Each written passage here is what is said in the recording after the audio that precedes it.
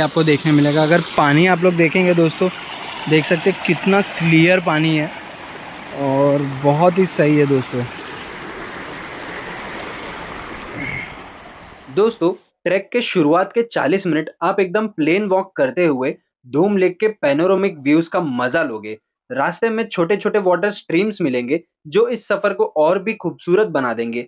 लेकिन हाँ, अगर बारिश ज्यादा हो तो ये छोटे स्ट्रीम्स कभी कभी छोटे वाटरफॉल्स भी बन जाते हैं और तब चलना थोड़ा मुश्किल हो सकता है। पर जैसे मैंने शुरुआत में कहा था, ये एडवेंचर से भरा ट्रैक है और ये छोटी छोटी चैलेंजेस ही इस ट्रैक का असली मजा बनाती है। आप लोग इस पॉइंट पे आ जाएंगे तो आप लोगों को यहाँ से राइट लेना है।